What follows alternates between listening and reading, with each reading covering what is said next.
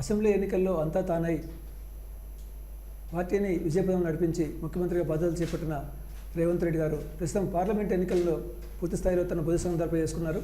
Majority సీట్లు సాధించడం ద్వారా పార్టీలో అదేవిధంగా ప్రభుత్వంలో ఆయన తన పట్టును కొనసాగించే ప్రయత్నం చేస్తున్నారు. ప్రస్తుతం పార్లమెంట్ ఎన్నికల నేపథ్యంతో రాజకీయ ప్రచారం ఎలా సాగుతుంది, అదేవిధంగా 5 నెలల కాంగ్రెస్ పాలనపై ఆయన మనోగతం అంటే తెలుసుకుందాం. సార్ నమస్తే సార్. ప్రస్తుతం పార్లమెంట్ ఎన్నికల ప్రచారం చాలా పీక్ స్థాయిలో ఉంది. వచ్చే 15 రోజులు మీ కార్యాచరణ ఎలా ఉండబోతుంది?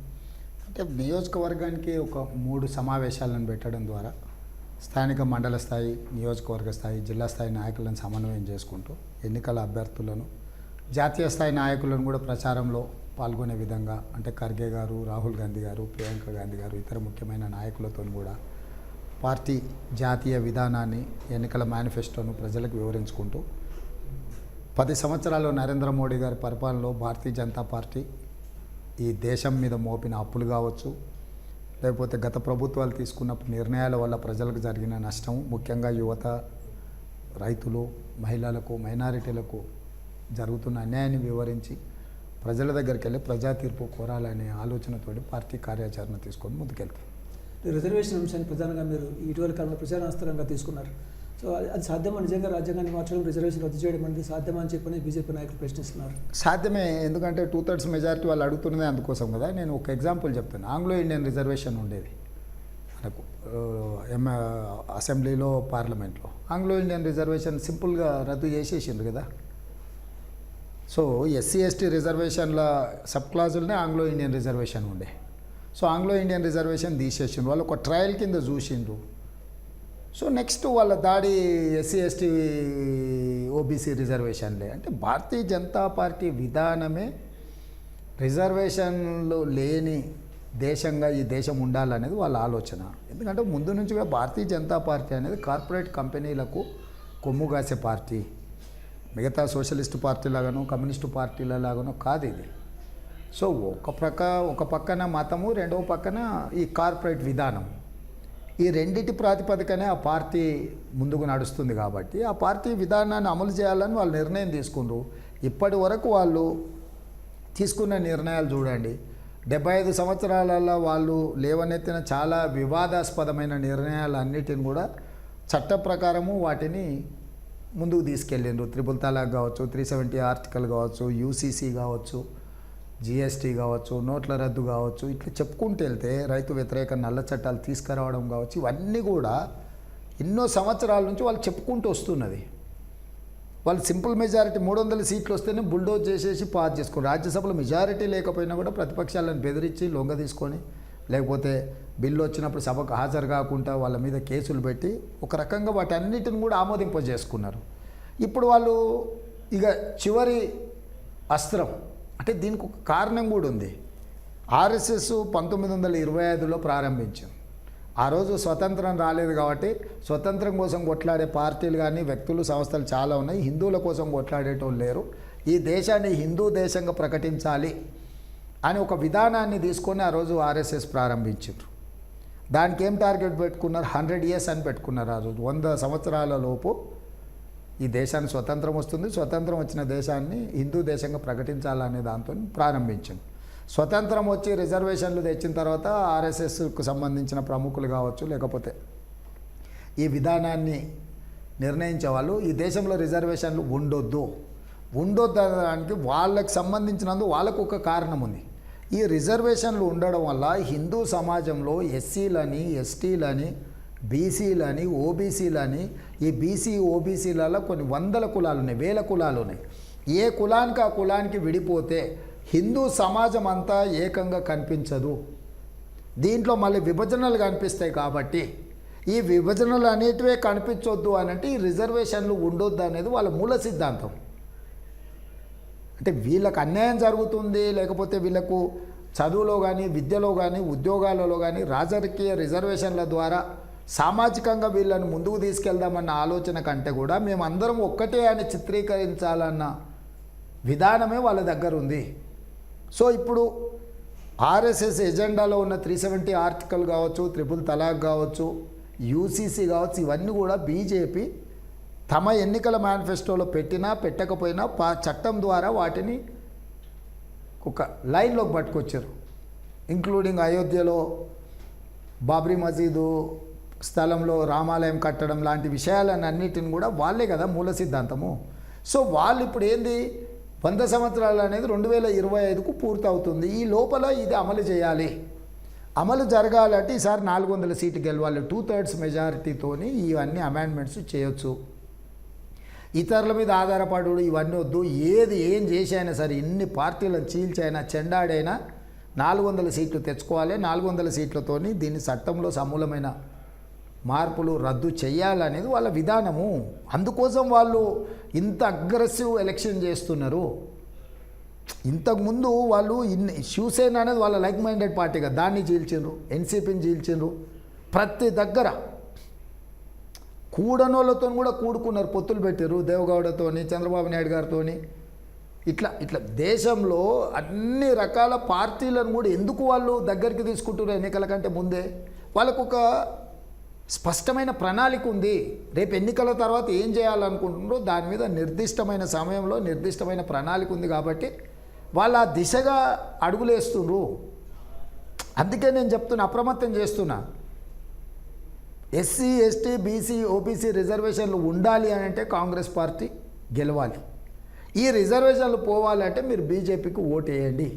బీజేపీకి ఓటు వేసిన తర్వాత ఇది జరిగితే మాత్రం మీరు ఎవరు నిలబడడానికి కూడా లేదు, ఎవరు మాట్లాడడానికి కూడా లేదు. అందుకే నేను ప్రజలకు వివరించి చెప్తున్నా జరగబోయే ప్రమాదం. నిన్నటికి నిన్న ఉత్తరప్రదేశ్లో అనుకుంటా వాళ్ళ ఎన్నికల ప్రచారంలో స్పష్టంగా అక్కడ ఉండే ప్రజలందరినీ కూడా రిజర్వేషన్లు తొలగిస్తాము అని చెప్పి మీరు లేచి నించోని మద్దతు పలకండి, స్లోగన్లు ఇవ్వండి. నిన్న వాళ్ళ పార్టీ వేదిక మీద ప్రచారం జరిగింది. ఎవరైనా ఖండించిండ్రా? అప్పుడు 1978లో president of India BP Mandal commission appoint చేసాడు బీసీలకు రిజర్వేషన్లను ఎట్లు ఇవ్వాలనే దాని మీద. 1990లో వీపీ సింగ్ అమలు చేసిండు 52% మండల్ కమిషన్ రికమెండేషన్స్ను. 1990లో వీపీ సింగ్ వచ్చిన తర్వాత దాన్ని అమలు చేసిండ్రు. అమలు చేసినప్పుడు 27% రిజర్వేషన్ బీసీలకు ఇవ్వాలి. ఎందుకంటే 15% ఎస్సీలకు, 7.5% ఎస్టీలకు, అంటే 22.5.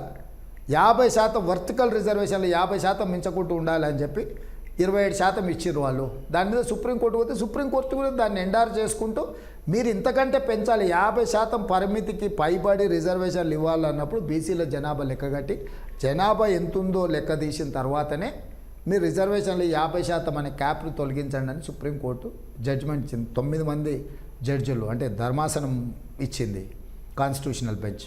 సో ఇవాళ ఈ రిజర్వేషన్లు పెంచాలి అని బీసీ జనాభా లెక్కగట్టాలని కాంగ్రెస్ పార్టీ నిర్ణయం తీసుకుంది.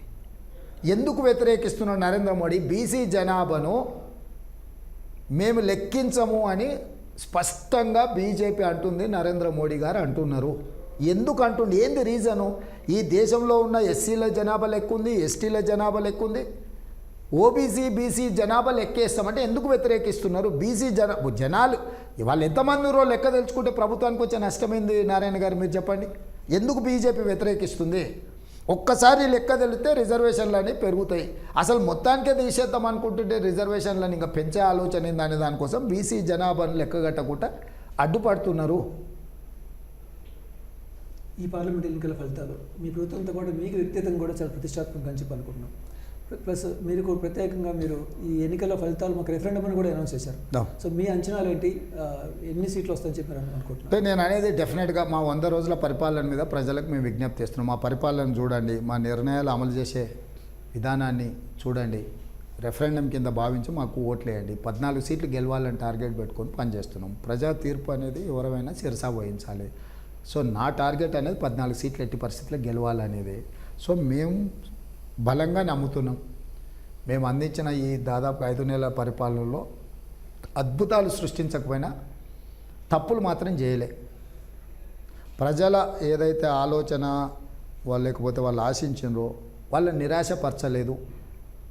వాళ్ళని విపరీతంగా సంతోషపెట్టినమా లేదా అంటే కొన్ని వర్గాలకి తక్కువ సమయంలో కొన్ని పెట్టుండొచ్చు, కొన్ని పెట్టకపోయి ఉండొచ్చు. కానీ మేము ఎక్కడ కూడా నిరాశపరిచే విధంగా మా పరిపాలన చేయలేదని నాకు నమ్మకం ఉంది. అందుకే నేను రెఫరెండం అంటున్నా. రెఫరెండం మా పాలన చూసి ఓట్లేమని అడుగుతున్నాను. అసెంబ్లీ ఎన్నికల సందర్భంగా మీరు ఇచ్చిన 6 గ్యారంటీల అమలు సరిగ్గా జరగలేదని చెప్పి విపక్షాలు ప్రధాన ప్రచారాస్త్రం డెఫినెట్గా అంటే మేమే 5 గ్యారంటీలు అమలు చేసినామని చెప్తున్నా. 6 చేసినామని నేను ఎప్పుడని చెప్పినా ఆర్టీసీ బస్సులో ఉచిత ప్రయాణం కానీ, రాజీవ్ ఆరోగ్యశ్రీలో 10 లక్షల రూపాయలు కానీ, 500 రూపాయలకు సిలిండర్ కానీ, 200 యూనిట్లు ఉచిత కరెంటు కానీ, ఇందిరమ్మ ఇండ్లు కానీ, 30,000 3 నెలల్లో 30,000 ఉద్యోగ నియామకాలు ఇచ్చిన. ఇదే ఎల్బీ స్టేడియంలో ఇచ్చిన కదా. ఎన్నికల్లో ఇచ్చిన మాట బీసీ జనాభాను లెక్క కడతామని చెప్పి వెంబడే క్యాబినెట్లో పాస్ చేసి, అసెంబ్లీలో పాస్ చేసి బీసీ జనాభాను లెక్కలు కట్టమని చెప్పిన కదా. ప్రభుత్వ ఉద్యోగులకు ఎప్పుడు జీతం వస్తుందో తెలియని పరిస్థితి ఉండే. ప్రతి నెల 1వ తారీఖు నాడు జీతభత్యాలు ఇస్తున్నాను కదా, పెన్షనర్స్కి ఇస్తున్నాను కదా, ఆసరా పెన్షన్లు ఇస్తున్నాను కదా. సో ఇట్లా ఒక్కొక్కటి పరిష్కరించుకుంటూ, అన్ని డిపార్ట్మెంట్లను సమీక్ష చేసుకుంటూ, సమస్యల్ని పరిష్కరించుకుంటూ ముందుకెళ్తున్నాం. ప్రజలు మాకు తీర్పు ఇచ్చింది 5 సంవత్సరాల కోసము. మొదటి 100 రోజుల్లోనే 100% సరిపోతే మిగతా 5 ఏళ్ళు ప్రభుత్వం నడిపే పని లేదా? ప్లస్ కేసీఆర్కు మేము 16,000 కోట్ల రూపాయలు మిగులు బడ్జెట్తో రాష్ట్రాన్ని అప్పచెప్పినాం. 69,000 కోట్ల రూపాయలు అప్పు ఉండే. కేసీఆర్ మాకు అప్పచెప్పే 9.5 సంవత్సరాలలో మేము నెత్తి నోరు కొట్టుకొని ప్రతిపక్షంలో చెప్పినప్పుడు బుకాయించాడు. లక్షల కోట్లు, 5 లక్షలు, 6 లక్షల కోట్లు అయింది. 7 లక్షల కోట్ల అప్పుతో నాకు వాపస్ ఇచ్చిండు. శ్రీశైలం, నాగార్జున సాగరు, జూరాల, ఎస్ఆర్ఎస్పి అన్నీ ఎండబెట్టి కరువు మొత్తం నాకు ఇచ్చిపోయాడు. వారసత్వంగా ఏమొచ్చింది? కేసీఆర్ వారసత్వంగా నాకు వచ్చింది 7 లక్షల కోట్ల రూపాయల అప్పు, ఎండిపోయిన రిజర్వాయర్లు. వీటిని తీసుకొని ఇక్కడి నుంచి నేను ఒక్కొక్క మెట్టు ఎక్కుకుంటూ కష్టపడుకుంటూ కరెక్ట్ 4 నెలల్లో 26,500 కోట్ల రూపాయలు ఆయన చేసిన అప్పుకు నేను మిత్తి కట్టిన. ఇవి అధికారిక లెక్కలే కదా నారాయణ గారు. నేనేమి ఇన్ని పనులు చేసుకుంటూ, ఇన్ని అప్పులు కట్టుకుంటూ, ఇంత చక్కదిద్దుకుంటూ సంసారం నిలబెట్టడానికి ఏం ప్రయత్నం చేస్తుంటే అభినందించాల్సింది పోయి అభినందించకపోతే అభినందించకపోయాడు. ఆ తిట్ల దండకం ఏంది, ఆ తిట్ల పురాణం ఏంది? ప్రధానంగా ఈ ఎన్నికల్లో రైతుల రుణమాఫీ 2 లక్షల రూపాయల రుణమాఫీ అనేది ప్రధాన అస్త్రంగా చేసుకున్నారు వాళ్ళు. సో మీరు కూడా చాలా గంటాపదంగా చెప్తున్నారు ఆగస్టు నాటికి దాన్ని రద్దు చేస్తామని చెప్పి. రాష్ట్ర ఆర్థిక పరిస్థితి నిజంగా సహకరిస్తుందా? అసలు మీకు 100% మీ పార్టీ నాయకులు కూడా ఆశ్చర్యపోతున్నారు. 100% చేసి చూపిస్తాను. అందుకే చెప్పిన 15 ఆగస్టు అని కట్ ఆఫ్ డేట్ కూడా చెప్పిన. 100% రైతులకు రుణమాఫీ చేసి తీరుతా. నా ప్రణాళిక నాకుంది, నా కార్యాచరణ నాకుంది. ఆర్థిక వనరులను ఎట్లా సమీకరించాలో, ఎట్లా రుణమాఫీ చేయాలనో నాకు పక్కడబంది ప్రణాళిక ఉంది. ఆశామాసిగా నేను అపోజిషన్లో ఉన్నప్పుడు ఇట్లా అడగోలుగా మాట్లాడలేదు. ముఖ్యమంత్రిగా ఉండి నా 4.5 నెలలు అయిన తర్వాత నేను ఒక మాట మాట్లాడుతున్నట్టే నేను అంచనా లేకుండా మాట్లాడుతున్నాను నారాయణ గారు. అందుకే హరీష్ రావుకి చెప్పిన రాజీనామా పత్రం జేబులో పెట్టుకొని రా అసెంబ్లీకి 15 ఆగస్టు నాడు నేను మీతో మాట్లాడతా అని. 100% నేను చేసి తీరుతా. సో మీరు మీ హామీలు చాలా హామీలు ఉన్నాయి. ప్లస్ ఎన్నికల తర్వాత మీరు చాలా జెట్ స్పీడ్లో పనిచేస్తే కానీ వాటిని మీట్ అయ్యే అవకాశం ఉంది. సో దానికోసం ఎలాంటి కార్యాచరణ? డెఫినెట్గా ఇప్పుడు ఒకటే ఆదాయం పెంచాలి, పేదలకు పంచాలి. సింపుల్. ట్యాక్సెస్ ఎగ్గొడుతున్న వాళ్ళు కానీ, పన్నులు ఎగ్గొడుతున్న వాళ్ళని కానీ వాటిని నియంత్రించాలి. కొత్తగా వ్యాపారాలను వృద్ధి చేయడానికి పెట్టుబడులు తేవాలి. పెట్టుబడులు తేవడం ద్వారా మనకు ఆదాయం పెరుగుతుంది. వృధా వ్యయాన్ని నియంత్రించాలి. అంటే కేసీఆర్ ఆయన ఉండడం కోసం బంగళాలు కట్టుడు, లేకపోతే ఇంకోటి చేసుడు, లేకపోతే 40-50 వేల కోట్లతో పూర్తి చేయాల్సిన కాళేశ్వరం లాంటి ప్రాజెక్టులకు 150,000 కోట్లు ఖర్చు పెట్టుడు, ఇవన్నీ దుబారాలన్నిటిని తగ్గించుకుంటూ వస్తే వెల్ఫేర్కి, డెవలప్మెంట్కి 100% ఈ స్టేట్ రిసోర్సెస్ పర్ఫెక్ట్గా సరిపోతాయి. రెండో పాయింట్, కేంద్ర ప్రభుత్వం నుంచి 1,000 కోట్ల రూపాయల నిధులు మ్యాచింగ్ గ్రాంట్ కింద వస్తాయి. ఈయన ఎప్పుడు కూడా అవసరమైన నిధులు విడుదల చేయకుండా, అంటే కేంద్ర ప్రభుత్వం ప్రకటించే పథకాలు ఎట్లుంటాయంటే 60% వాళ్ళు ఇస్తే 40% మనం ఇవ్వాలి. 4 క్వార్టర్స్ ఎవ్రీ 3 మంత్స్కు ఫస్ట్ క్వార్టర్ ఇస్తారు వాళ్ళు. నీ 40% యాడ్ చేసి ఖర్చు పెట్టి 3 నెలల తర్వాత యూటిలైజేషన్ సర్టిఫికేట్ తీసేసి వాళ్ళకి ఇస్తే సెకండ్ క్వార్టర్ రిలీజ్ చేస్తారు. సెకండ్ క్వార్టర్ ఖర్చు పెట్టి వాళ్ళకు మళ్ళీ నివేదిక ఇస్తే థర్డ్ క్వార్టర్. ఇట్లా కేసీఆర్ ఫస్ట్ క్వార్టర్ తీసుకొని మింగేసి ₹1 కూడా దాంట్లో మ్యాచింగ్ గ్రాంట్ యాడ్ చేయకుండా ఇచ్చిపెట్టడం వల్ల ప్రతి సంవత్సరం 15-20 వేల కోట్ల రూపాయలు మనకు కేంద్రం నుంచి రావాల్సిన నిధులు తెచ్చుకొని వదిలేసిండు ఆయన. నేను ఇప్పుడేం చేసినంటే మ్యాక్సిమం గవర్నమెంట్ ఆఫ్ ఇండియాలో ఉన్న స్కీమ్లు అన్నీ తీసి మనకి ఏం అర్హత ఉంది, ఎన్ని నిధులు రావడానికి అవకాశం ఉంది లెక్క కట్టి దీనికి 40% నిధులు యాడ్ చేస్తే ఎన్ని వస్తాయి అని చెప్పి అంచనా వేసుకున్నాం. 3 నుంచి 4 వేల కోట్ల రూపాయలు నేను ఈ మ్యాచింగ్ గ్రాంట్ కింద నిధులను ఇన్ టైంలో నేను రిలీజ్ చేస్తే నాకు 15-20 వేల కోట్ల రూపాయలు వస్తాయి. కొన్ని 40, కొన్ని 30%, కొన్ని 25% ఇట్లా. సో నేను ఆ నిధులను క్లియర్గా మా ఫైనాన్స్ సెక్రటరీకి వాళ్ళకి చెప్పిన, సెంట్రల్ గవర్నమెంట్ స్కీమ్ల కోసం మ్యాచింగ్ గ్రాంట్కి అవసరమైన నిధులు ఎవ్రీ మంత్ ఇంత అవసరం ఉంటుంది, మీరు పక్కన పెట్టుండి అటు నుంచి తెచ్చుకోవడం, కలపడం, ఈ రెండు కలిపి ఖర్చు పెట్టి మనం పనులు చేసుకోవాలని. దాంతో ఏమైతే నా కేంద్ర ప్రభుత్వం నుంచి దాదాపుగా ఇప్పుడు వస్తున్నాయి కాకుండా కొత్తగా 15 నుంచి 20,000 కోట్ల రూపాయల నిధులు తెచ్చుకోవడానికి అవకాశం ఉంది. అది ఆటోమేటిక్గా జరుగుద్ది.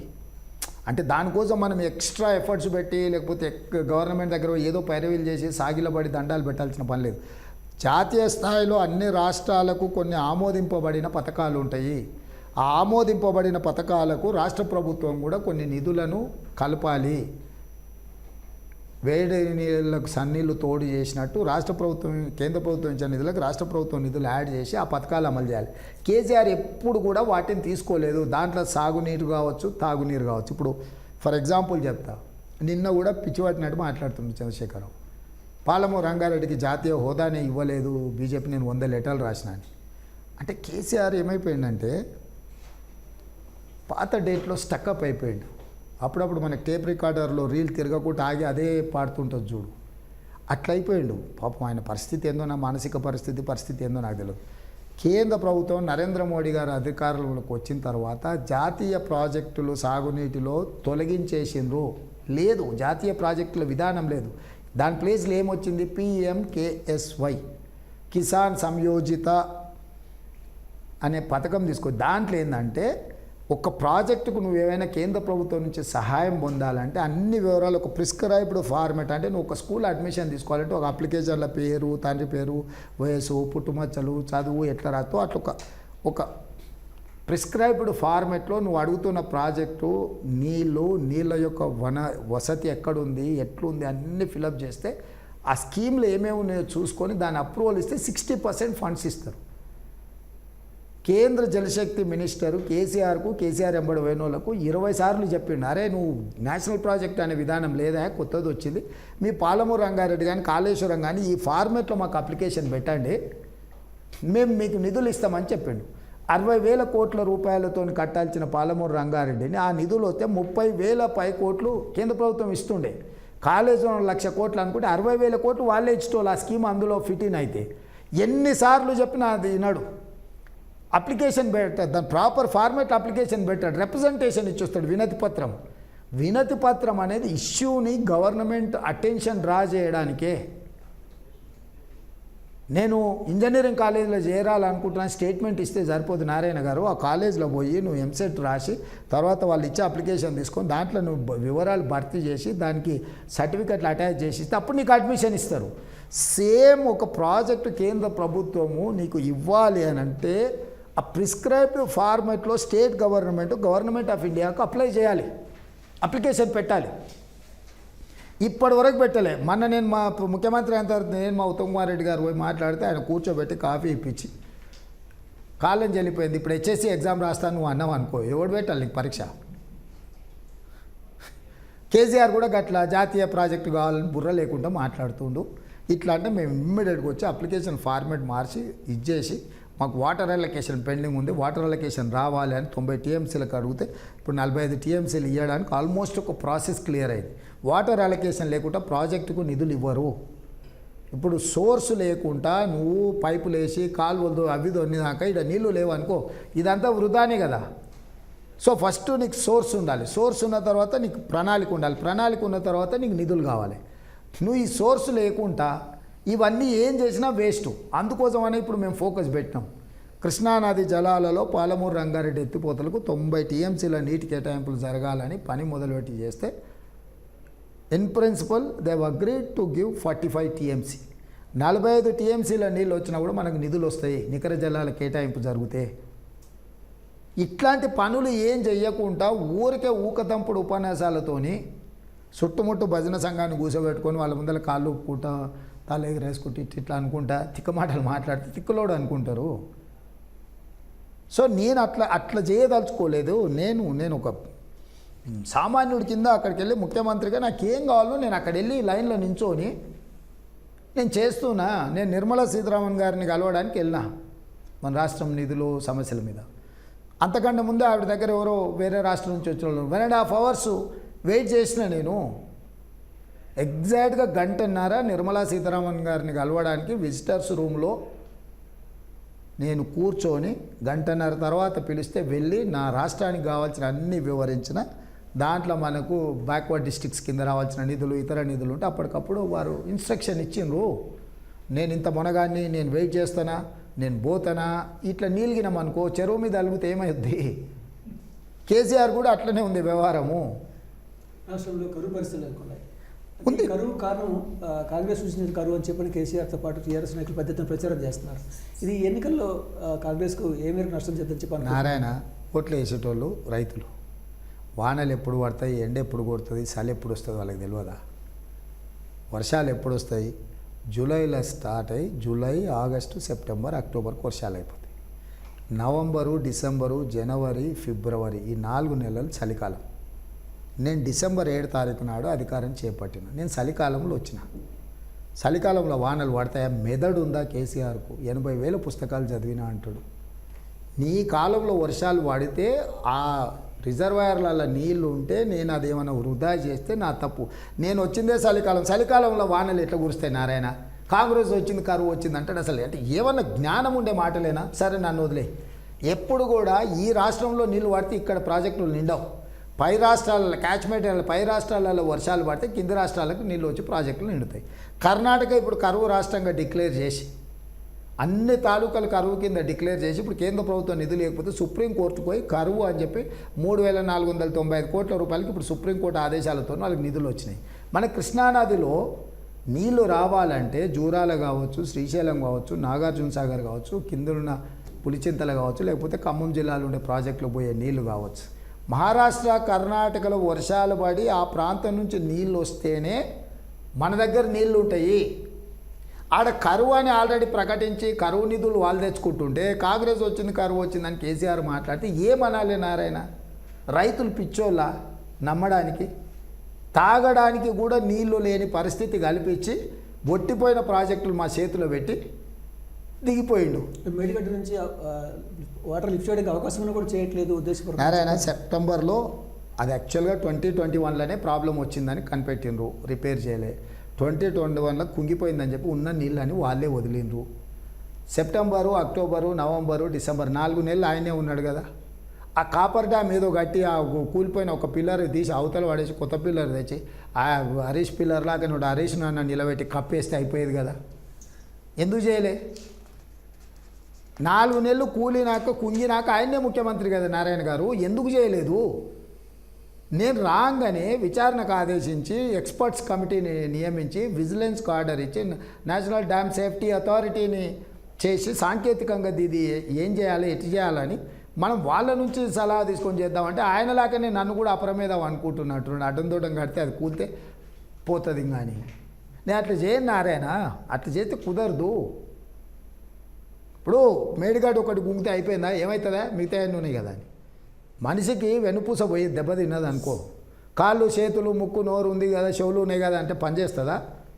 వెన్నుపూస మనిషికి ఎంత ముఖ్యమో, ఒక మనిషి నడవాలన్నా వ్యవహారం చేయాలన్నా. కాళేశ్వరం మొత్తం ప్రాజెక్టులో మేడిగడ్డ చివరిది, మేడిగడ్డల నీళ్ళు ఆపి ఎత్తి అన్నారంలో పోయాలి, అన్నారంలో నుంచి ఎత్తి సుందిళ్ళలో పోయాలి, సుందిళ్ళ నుంచి ఎత్తిన నీళ్ళు ఎల్లంపల్లి శ్రీపాదలు పోయాలి, అక్కడి నుంచి మిడ్మానేరు వరకు పోవాలి. ఈ కింద నీళ్ళు ఆపనిక లేదు, ఎత్తనిక లేదు. ఇది ఎత్తనప్పుడు ఇది ఎందుకు పనికిరాదు? పోనీ ఇది ఏదన్నా చేసి ఇది ఎత్తుదామంటే అన్నారం కూడా బొక్కబడి అందులో ఉన్న కూడా నీళ్ళు కారిపోతున్నాయి, అవి కూడా గేట్లు తీసి అవి వదులుతుంది. ఇప్పుడు ఇండ్లు ఎత్తి ఇంట్లో పోయాలి, ఇది వలిగిపోయింది, ఏడ పోయాలి అంటే తను కదా ఏముందా? ఒకటి గుంతే ఇన్ని 100 పిల్లర్లు ఉన్నాయి, దాంట్లో 2 పిల్లర్లు పోతే ఏమవుతుంది? కుండ మొత్తం ఉంటుంది, కింద చిల్లు పడ్డదనుకో నీళ్ళు నిండుతాయా?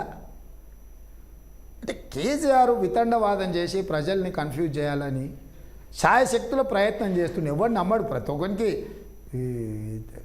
ఆ మాత్రం కామన్ సెన్స్ ఉంది కదా. సో మీరు కూడా చాలా సభల్లో మా ప్రభుత్వాన్ని కూల్చివేసేందుకు బీజేపీ కలిపి కుట్ర చేస్తున్నారని చెప్పి పదే వ్యాఖ్యానిస్తున్నారు. ఇది ప్రభుత్వం పైన వ్యక్తిగతంగా మీ పైన కూడా అంటే మేము ఇమేజ్కి సంబంధించిన వ్యవహారం నుంచి పనుకోవట్లేదా? ప్లస్ ప్రభుత్వం మీద ఉన్న వ్యతిరేకతని డైవర్ట్ చేయడం కోసం కూడా ప్రభుత్వం వచ్చిందే మన వ్యతిరేకత ఎక్కడిది నారాయణ గారు? మాకెక్కడిది వ్యతిరేకత? మాకు వ్యతిరేకత ఉంటే ప్రజలు మమ్మల్ని ఎందుకు ఆహ్వానిస్తారు? రోజు ఇన్ని వేల మందిని కలుస్తున్నా నేను. ప్రభుత్వం ఇప్పుడే కదా సంసారం మొదలుపెట్టింది. ఒక పిల్లగాడు ఒక క్లాస్ పాస్ కావాలంటే కూడా 12 నెలలు కావాలి. స్కూల్లో చేరిస్తే 1వ తరగతి నుంచి 2వ తరగతి పోవాలనుకో పిల్లగాడు. ఎన్ని నెలలు చదవాలి నారాయణ? 12 నెలలు కావాలి. అవునా? ఓ ప్రభుత్వం పని చేస్తుందా లేదా అని తెలవడానికి 100 రోజుల 10 ఏళ్ళు నువ్వు ఉంటివి, 10 ఏళ్ళు ఆయన ఉండే. మీ 10 ఏళ్ళ వైఫల్యాలు దుర్మార్గాలు 100 ఏళ్ళని రాష్ట్రాన్ని సర్వనాశనం చేస్తే వచ్చినప్పుడే నేను ఏదో ప్రయత్నం చేస్తున్నా, ఏదో పిల్లగాడు వచ్చి చేయడానికి సహకరిద్దాం అనుకుంటా. నువ్వు దిగిపో ఏంది ఇది? వాళ్ళిద్దరు అదే భాష మాట్లాడుతున్నారు. ఎన్నికలు అయిపోయినా కూలగొడతాం పడగొడతాం, అందులో ట్రాక్ రికార్డ్ అట్లనే ఉంది. మీకేమైనా పర్టికులర్గా సమాచారం ఉందా? వాళ్ళు మాట్లాడేదే సమాచారం. లక్ష్మణ్ మాట్లాడేది, కేటీఆర్ మాట్లాడేది, కేసీఆర్ కిషన్ రెడ్డి మాట్లాడేది, వాళ్ళ మాటలే సమాచారం. బహిరంగంగానే చెప్తారు కదా, వాళ్ళు లోపల గూడుపుట అని చేసుడే కాదు, ఓపెన్గా బయటకు వచ్చే చెప్తారు ఎట్లుంటుందో చూస్తామని. అందుకే నాకెవరు కార్యకర్తలు, నేను ఇంత దూరం వచ్చినా అంటే ఎట్లొచ్చినా కార్యకర్తల కష్టంతో వచ్చినాయి. ప్రభుత్వం తెచ్చింది ఎవరు? కార్యకర్తలే కదా. వాళ్ళకే చెప్తున్నా, కాపాడుకోర్రా నాయన, వాళ్ళు ఏదో కూలగొడతామంటారు, ఊర్లకి వస్తే ఈపులు వాళ్ళగొట్టురు అని చెప్తున్నా నేను. కానీ గత కాంగ్రెస్ ప్రభుత్వాలతో పోలిస్తే రేవంత్ రెడ్డి గారి ప్రభుత్వం చాలా పెక్యులర్గా కనిపిస్తుంది. ఇంత యూనిటీ, ఇంత సఖ్యత ఇంతకుముందు ఎక్కడ చూడలేదు. మీరు అధికారం చేపట్టిన వాటికి ఇది ఊహించారు ఈ పరిణామాన్ని? నేను డెఫినెట్గా ముందు నుంచి అయినా నేను చెప్తూనే ఉన్నా, అందరు కలిసి వస్తారు అట్లేం లేదు. మాకు తెలంగాణ ఇంట్రెస్టే తప్ప ఇండివిజువల్ ఇంట్రెస్ట్ ఏం లేదని. నాకు కూడా ఏముంది, ఏదున్నా అందరితో మాట్లాడి చేస్తున్నా. 1 గంట లేట్ అయినా మళ్ళీ వాళ్ళకి సమాచారం ఇచ్చి వాళ్ళని మాట్లాడుకొని, వాళ్ళందరూ సీనియర్స్ ఎక్స్పీరియన్స్ను తీసుకొని నేను పనిచేస్తున్నాను. నాకు ఎక్స్పీరియన్స్ తక్కువ ఉంది, అయితే ఎక్స్పీరియన్స్ ఉన్న సీనియర్స్ ఉన్నారనుకోండి, వాళ్ళ నుంచి సూచనలు తీసుకొని చేస్తున్నాను. అందుకోసమే గవర్నమెంట్ నడపడంలో మనకి ఎలాంటి కష్టం కానీ ఇబ్బందులు కానీ లేవు. కోమటిరెడ్డి వెంకటరెడ్డికి ముఖ్యమంత్రి కావాల్సిన అన్ని అర్హతలు ఉన్నాయని చెప్పి నాకు ఓడి ఉపయోగించారు. మీరు దాన్ని ఏ విధంగా ఎత్తుగడ అని చెప్పి అనుకోవచ్చు? నారాయణ, దాన్ని సందర్భాన్ని మీరు అర్థం చేసుకోవాలి. అంతకంటే ముందు రోజు మాజీ మంత్రి జగదీశ్వర్ రెడ్డి గారు ఒక స్టేట్మెంట్ ఇచ్చింది. ఏమని? కోమటిరెడ్డి బ్రదర్స్ ముఖ్యమంత్రి గారికి మస్క కొడుతురు, ముఖ్యమంత్రి గారు కాళ్ళు పట్టుకొని మంత్రి పదవుల కోసం ప్రయత్నం చేసుకుంటున్నారు, దిగజారిపోయిండ్రు, నల్గొండ పరువు తీస్తురని ఏందో తిట్టిండు. వాళ్ళకి అర్హతనే లేదన్నట్టుగా. నేను నా సహచర మంత్రి తెలంగాణ కోసం మంత్రి పదవి త్యాగం చేసిండు, తెలంగాణ కోసం ఆమరణ నిరాహార దీక్ష చేసిండు, తెలంగాణ రాకంటే ముందే ఉమ్మడి రాష్ట్రంలో మంత్రిగా పనిచేసిండు. ఇన్ని అర్హతలు ఉన్న ఆయనకు తెలంగాణ రాష్ట్ర ముఖ్యమంత్రి అయ్యే అర్హత కూడా ఉంది. మంత్రి పదవి కోసం మస్క కొట్టాల్సిన అవసరం లేదు. నువ్వు తప్పుడు మాటలు మాట్లాడుతున్నావు జగదీశ్వర్ రెడ్డి గారు. మీరు కేసీఆర్ గారికి సారాలో సోడా కలిపి నువ్వు మంత్రి తెచ్చుకున్నావు కాబట్టి అందరినీ నువ్వు అట్లనే అనుకోవడం మంచిది కాదు. నీకు అట్లా మాట్లాడకని నేను చెప్పిన. ఇంకా మీలాంటి మిత్రులు రేవంత్ రెడ్డికి, కోమటిరెడ్డికి ముఖ్యమంత్రి అయ్యే అర్హత ఉందనే కాడికి పికప్ చేసిండ్రు. నేను ఇప్పుడు కూడా చెప్తున్నా, వెంకటరెడ్డి గారు ఒక సీనియర్ లెజిస్లేటరు, ఒక ఎక్స్పీరియన్స్డ్ పర్సను. తెలంగాణ ఉద్యమంలో మంత్రికి రాజీనామా చేస్తే మళ్ళీ మంత్రి తీసుకోలేదు, నల్గొండలో ఆమరణ నిరాహార దీక్ష చేసిండు. Congress party committed worker. So Venkatareddy గారు మంత్రి పదవి కోసం పైరవి చేసుకునే అవసరం ఉంటుందా నారాయణ గారు? మీరు చెప్పండి. వెంకటరెడ్డి గారు ట్రాక్ రికార్డ్ చూడండి, ఎన్నిసార్లు ఎమ్మెల్యే అయ్యాడు, ఏమైండు, ఎంపీ అయ్యాడు, ఏం చేసిండు. ఆయన ట్రాక్ రికార్డ్ చూసైనా ఆయన అనేటప్పుడు కొంచెం ఆలోచన చేసి మాట్లాడాలి కదా. సో పార్లమెంట్ ఎన్నికల ప్రచారాన్ని మీద ముందు నడిపిస్తున్నారు. సో ఎవరితో ప్రధాన పోటీ అని చెప్పి అనుకుంటున్నారు? మీకున్న అంచనాలు ఏంటి? ప్రస్తుతం ప్రజలు మూడు ఎలా ఉందని చెప్పి అనుకుంటున్నారు? అంటే నేను అనేది ఏంటంటే, రాష్ట్రానికి ముఖ్యమంత్రికి ఎన్నికలు జరిగినప్పుడు బీఆర్ఎస్ కేసీఆరే పోటీదారు. ఇప్పుడు దేశానికి ప్రధానమంత్రికి పోటీ జరుగుతున్న ఎన్నికలు. అంటే నరేంద్ర మోడీ గారిని ఉంచాలన్నా దించాలా అనేది జరుగుతున్న ఎన్నికలు. మన అవునన్నా కాదన్నా బీజేపీ ప్రధాన ప్రత్యర్థిగా ఉంటుంది. దాంట్లో మనం ఏం శశభిషలు బీజేపీ లేదని ఏదో చెప్పడం ద్వారా మనం ఏదో సాధిస్తున్నాం అనుకుంటే తప్పు. ఈరోజు ఎన్నికల్లో బీజేపీతోనే ప్రధానమైన పోటీ. అందుకే బీజేపీ విధానాలను, బీజేపీ తీసుకున్న నిర్ణయాలను, బీజేపీ వల్ల కలుగుతున్న ప్రమాదాలను ప్రజలకు వివరించే ప్రయత్నం చేస్తున్నాము. ఈ ఎన్నికల్లో పోటీ బీజేపీతోనే ఉంటుంది.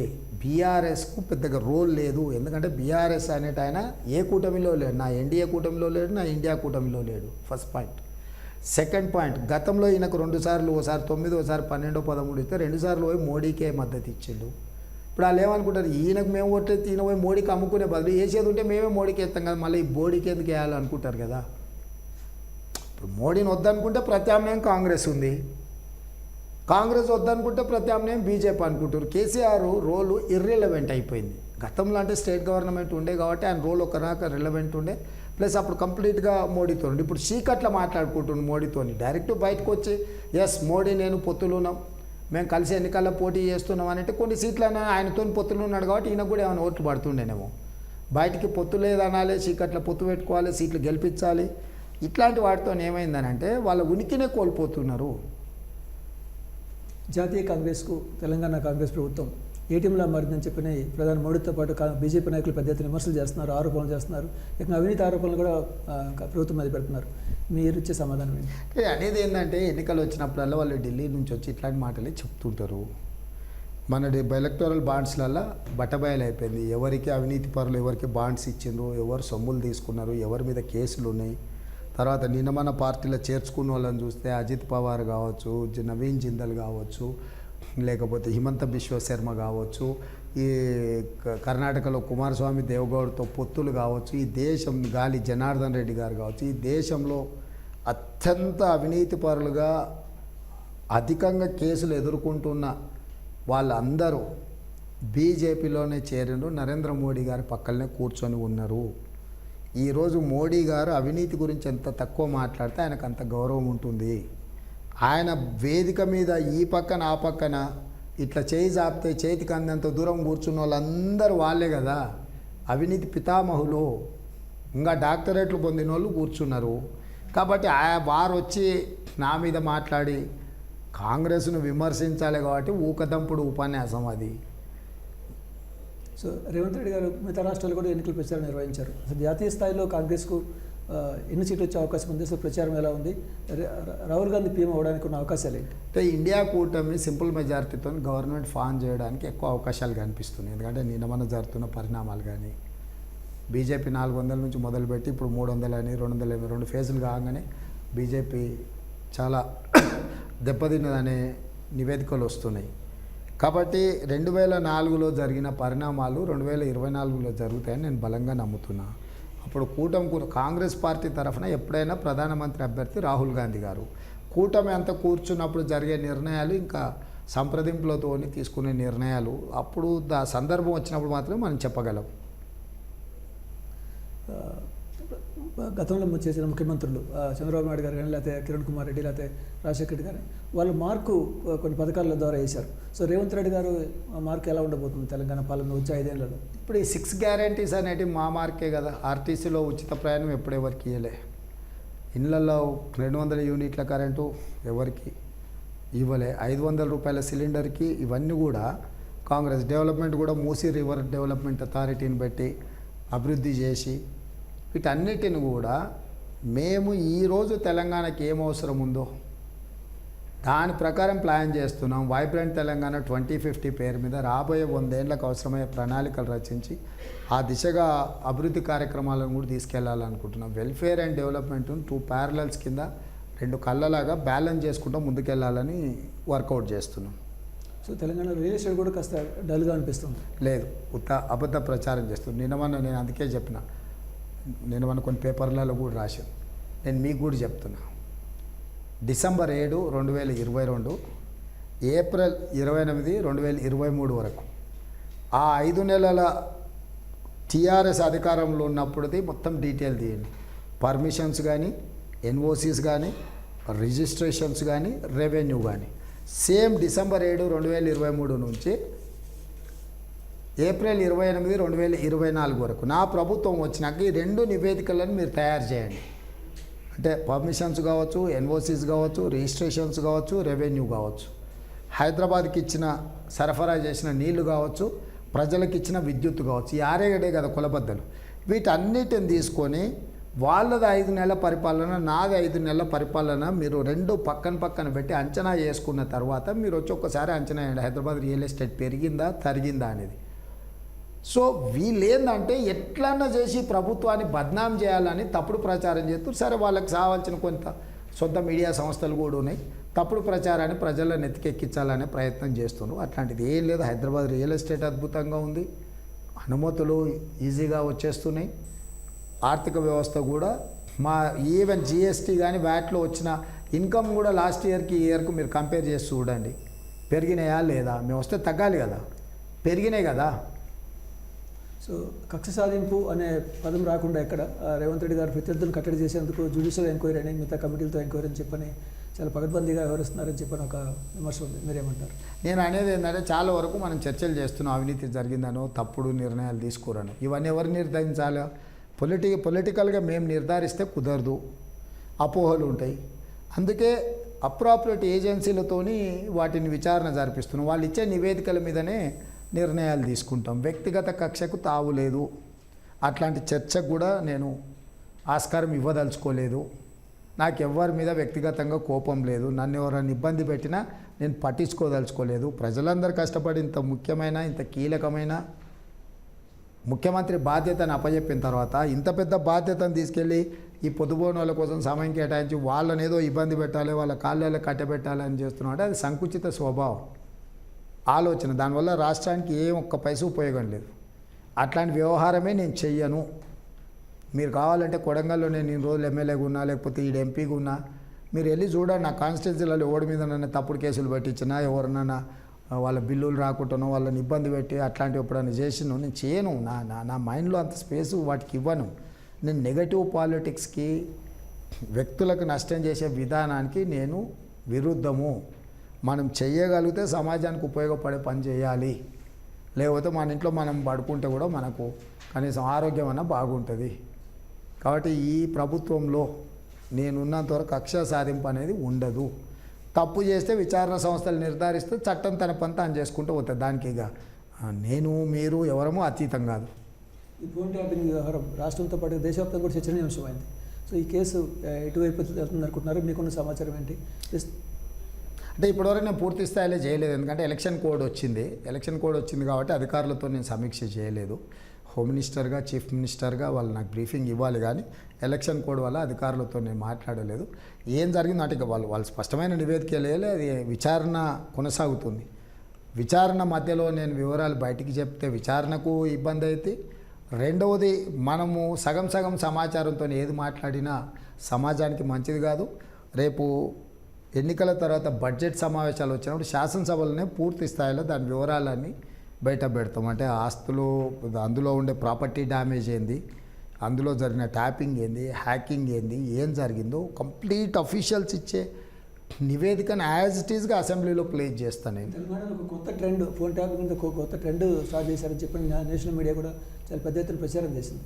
సో దీన్ని భవిష్యత్తులో ఇలాంటి జరగకుండా ఇలాంటి డెఫినెట్గా చట్టం ఉంది, ఇంతవరకు అమలు జరగాలి. ఇప్పుడు అందుకే నిన్నమన్న విచారణ చేసే అధికారులు సెక్షన్స్ అమెండ్మెంట్ చేసి టెలిగ్రాఫిక్ యాక్ట్ కానీ, సైబర్ క్రైమ్ కానీ ఇవన్నిటిని కూడా దానికి యాడ్ చేస్తున్నారు.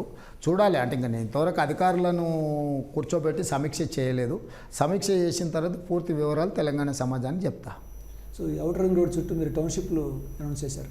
ఇంకా ఈ రియల్ ఎస్టేట్ను కంటిన్యూ చేయడానికి, ఆ డెవలప్మెంట్ను విస్తరించడానికి మీ దగ్గర ఉన్న ప్లాన్స్ ఏంటి, ఏం చేయబోతుంది? అంటే ఇప్పుడు ఫార్మా క్లస్టర్స్ కానీ, హెల్త్ టూరిజం కానీ, ఎడ్యుకేషన్ టూరిజం కానీ, స్పోర్ట్స్ టూరిజం కానీ, అంటే వీటన్నిటితో పాటు ఆర్గానిక్ ఫుడ్, అంటే ప్రపంచంలో ఇప్పుడు ఆర్గానిక్ ఫుడ్ అనేది బాగా డిమాండ్ ఉంది. రైతులకు కూడా ఆ పంటలు పండించడానికి అవసరమైన సాంకేతిక నైపుణ్యం, నీళ్లు ఇవన్నీ అందించడంతో పాటు రీజనల్ రింగ్ రోడ్ అనేది మన తెలంగాణ రాష్ట్రానికి ఒక పెద్ద వరంలాగా తయారవుద్ది. ఔటర్ రింగ్ రోడ్తో ఎట్లయితే మన ఆర్థిక పరిస్థితులు నెక్స్ట్ లెవెల్కి వచ్చినావు, రీజనల్ రింగ్ రోడ్కి ఔటర్ రింగ్ రోడ్ నుంచి రేడియల్ రోడ్స్ ఏదైతే డెవలప్మెంట్ చేస్తున్నామో ఈ రాష్ట్రము ప్రపంచ పెట్టుబడులకు ద్వారాలు తెరిచినట్టు అవుద్ది. అప్పుడు ఈ దేశంలో ఉండే వివిధ రాష్ట్రాలలో ఉండే పెద్ద పెద్ద కంపెనీలు ఇక్కడికి తరలి వస్తే ప్రపంచంలో ఉండే పెద్ద పెద్ద ఇన్వెస్టర్స్ కూడా ఇక్కడికి వచ్చి ఇన్వెస్ట్మెంట్ చేస్తారు. ఇక్కడ ఇన్వెస్ట్ చేసే ప్రతి వాడికి రక్షణ కల్పించే బాధ్యత మనది. ఆ పెట్టుబడికి నష్టం జరగకుండా చూసే బాధ్యత మనది. దాంతో ఏంటంటే రాష్ట్రానికి ఆదాయం పెరుగుతుంది, ఉద్యోగ ఉపాధి అవకాశాలు పెరుగుతాయి. సో ఆ రెండింటిని దృష్టిలో పెట్టుకొని ఫ్యూచర్ ప్రణాళిక ఉంటుంది. వచ్చే 5 ఏళ్ళలో తెలంగాణ స్వరూపాన్ని ఎలా ఊహిస్తున్నారు మీరు? డెఫినెట్గా 10 years పీరియడ్లో ప్రపంచంతోనే పోటీ పడే విధంగా తెలంగాణను తీర్చిదిద్దుతాం. రాబోయే 10 సంవత్సరాలు మినిమం కాంగ్రెస్ పార్టీ అధికారంలో ఉంటుంది.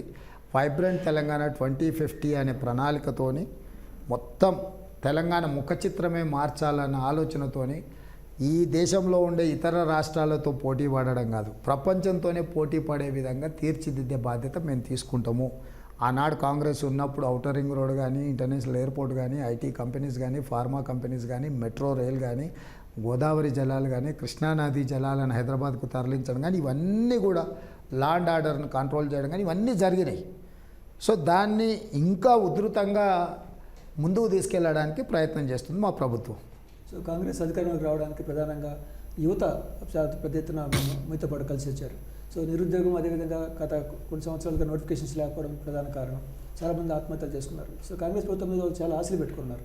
సో కొంత మీరు ముందు తీసుకెళ్ళినప్పటికీ వచ్చే 4 ఏళ్ల పాటు మీ నోటిఫికేషన్స్ వ్యవస్థ ఎలా ఉండబోతుంది, ఏం చేయబోతున్నారు, ఉద్యోగులు కొత్త ఫ్యాక్టరీస్ కానీ లేకపోతే ఐటీ ఇండస్ట్రీస్ని తీసుకురావడం కానీ ఇలాంటి ప్రణాళికలు ఏమైనా ఉన్నాయా? డెఫినెట్గా ఇప్పుడు మేము వచ్చిన 3 నెలల్లోనే 30,000 ఉద్యోగాల ఖాళీలను అఫీషియల్గా భర్తీ చేసి చూపించినాం. మిగతా వాటి నోటిఫికేషన్ ఇచ్చినాం. గ్రూప్ 1 కావచ్చు, లేకపోతే మెగా డిఎస్సి కావచ్చు, ఇతర అన్ని ప్రభుత్వ ఖాళీలను కూడా సేకరించి నోటిఫికేషన్ ఇచ్చేస్తున్నాం. దాదాపుగా ప్రభుత్వ ఉద్యోగాల్లో ఉన్న అన్ని ఖాళీలను భర్తీ చేసేస్తాం. అదేవిధంగా మనకున్న నిరుద్యోగులకి ఈ ఖాళీలు భర్తీ చేస్తే సరిపోవు, ప్రపంచంతోనే పోటీ పడాలి. నేను పదే చెప్తున్నా, ప్రపంచంలో ఉండే అవకాశాలను అందిపుచ్చుకోవడం మిడిల్ ఈస్ట్ కంట్రీలతో పాటు యూరోప్ కంట్రీస్లో కానీ అమెరికా లాంటి దేశాలలో కూడా మన విద్యార్థులు చదువుకొని అక్కడికి వెళ్ళి అక్కడ రాణించాలని, ఉన్నత చదువులు చదువుకోవాలని, వ్యాపారస్తులుగా ఉద్యోగాలలో రాణించాలనే విధానాన్ని మనం తీసుకొస్తున్నాం. దానికి సంబంధించిన అన్ని రకాల ప్రోత్సాహకాలు, వాళ్ళకు అవకాశాలు కల్పించే విధంగా ప్రణాళిక ఉంటుంది. దాంతో కంప్లీట్గా తెలంగాణ ముఖ చిత్రమే మారిపోతుంది. మారేటట్టుగా మేము ప్రయత్నం చేస్తాం. ప్రజల ఆశలు ఆకాంక్షలు చాలా ఎక్కువగా ఉన్నాయి. ఓవైపు మీరు తీసుకొస్తున్న అప్పు గతంలో ఉన్న అప్పులకు వడ్డీ కట్టడానికి సరిపోతుంది.